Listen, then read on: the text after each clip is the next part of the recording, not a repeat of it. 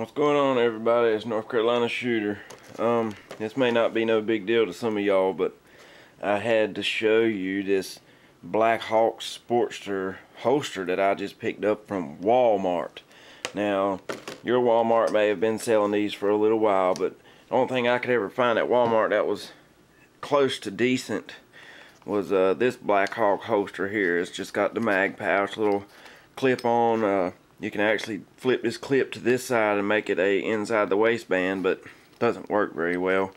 It's just a cheap holder. I've got my Taurus 24/7 G2 in there, but that was about the best thing I could find at my local Walmart. They didn't have but one of these when I found it, so went in there the other day and they've upgraded. I mean, they're selling rails for ARs. They've got laser systems and light systems for your handguns. My local Walmart has completely restocked their firearm section where the targets and stuff is, and they've got some nice high quality stuff. Now this holster here, like I say, it's a Blackhawk Sportster, standard concealment holster, right hand for the Glock 19, 23, 32, and 36. Of course, I've already had this out. It came with the belt attachment put on it, and I wanted the paddle on it so I could put it on and off quickly. And I mean, this is not something I'm going to be using as a carry system by no means, but you know, for plinking around on the range and practicing, this thing is perfect. I mean, it's got a good little positive click in there to let you know that your retention is right. You adjust it here with this screw as you want it. I've got it adjusted where I want it. It's not coming out of the gun. I mean, the gun's not coming out of the holster. Okay, it's in there. But the holster is great. I could not believe it for 18 bucks at Walmart. You know, I'm sure that's not Kydex. That's just some hard plastic. Some hard plastic, but it works. I mean, good retention. I mean, I love that. It's got your clips to keep it hooked onto your belt so it don't slip off. There's another one down here. Pop it on and you're ready to go. And I got it from Walmart. Like I say, your Walmart may have been selling them. Mine has never sold any like this. I mean, you know, my Walmart, I was lucky to find a old cheap, you know, whatever kind of material it's made out of, that clothy material. I was lucky to find any of those in there. I walked in and seen this and I had to get it. I could not resist. I used it day before yesterday, which was Saturday. Today's Monday. I used it day before yesterday at my concealed carry class I took, and it worked perfect. When it come time for the shooting, throw this bad boy on, and everybody else is walking around just carrying their pistols. I had mine in my little holster, so it's nice. $18 at Walmart, man. You cannot beat that, I don't think.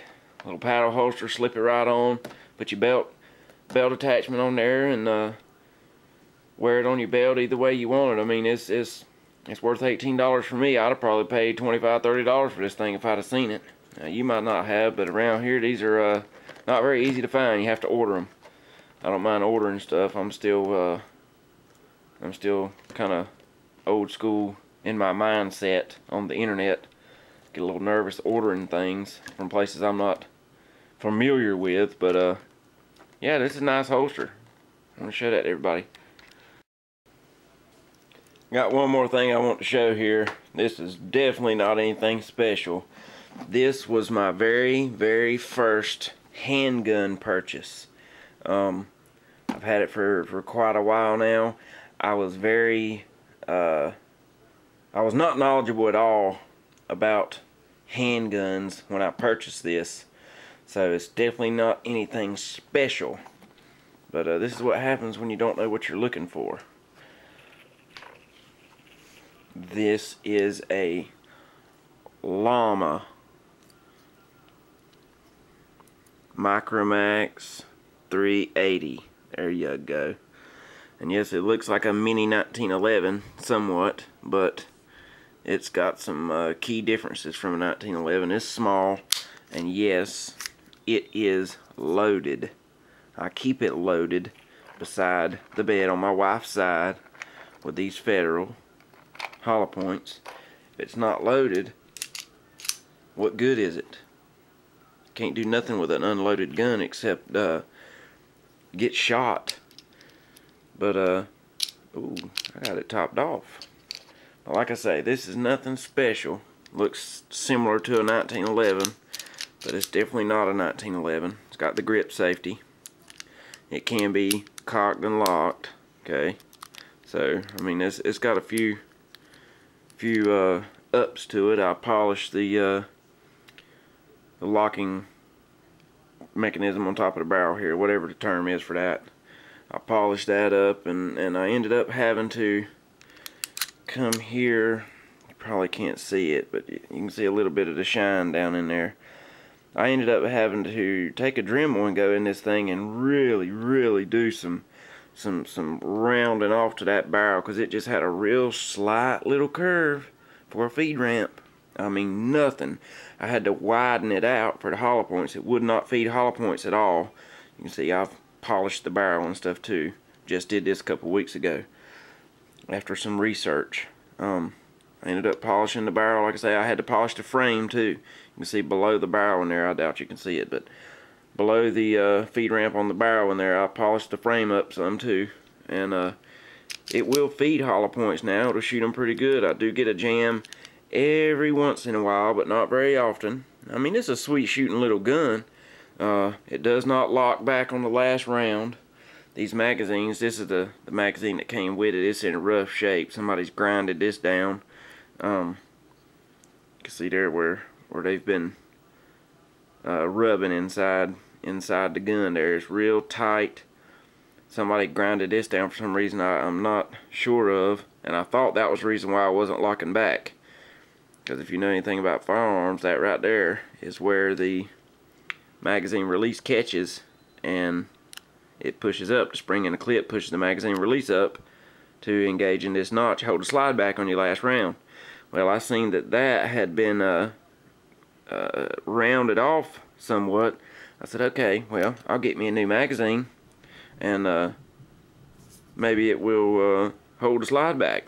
But it still doesn't. I got to looking a little better, and my magazine release down inside here is got a little broken piece. It's broken off. Right here where it engages the clip, it's broken off. But it is what it is. Like I say, this is a sweet little shooter. I only paid $100 for it. Didn't think I got too bad of a deal, but I mean, it's a Llama Micromax 380. I've seen a lot of bad things about these guns online, and I've seen a lot of good things about these guns online. But I think when you're talking about guns like this, it's kind of luck of the draw. You get one and hope it's a decent one. Sometimes you win, sometimes you lose. I guess I could call this a semi-win. The gun shoots. I mean, it'll put some lead down range, that's for sure. It's nothing that I would use to defend myself as a carry gun. Now here at the house, I keep it loaded. My handguns that stay beside my bed are all loaded. There's no need in having one if it doesn't have bullets in it. So I keep these loaded. This one's on my wife's side with her Smith & Wesson 6906. And I have my my Glock 23 and my Taurus on my side loaded. So we're prepared, I guess you could say, but I had to show this. This one I haven't put on camera yet, so that is my not quite 1911, but close Llama Micromax 380. Appreciate you watching. I'm gonna have some new stuff coming up here lately. Been real busy, so I'm gonna try to get some good videos up here soon. But appreciate you watching, man. Thanks, Brothers Keeper, for the shout out. Really helped me out a lot. I appreciate that. And James, what's going on, man? Jeep Off-Road, y'all check him out. I believe it's Jeep Off-Road 20. Jeep Off-Road 20. Okay, I'll probably put a link in the description. Check him out. He's a real good guy. Y'all take care. Thank you for watching.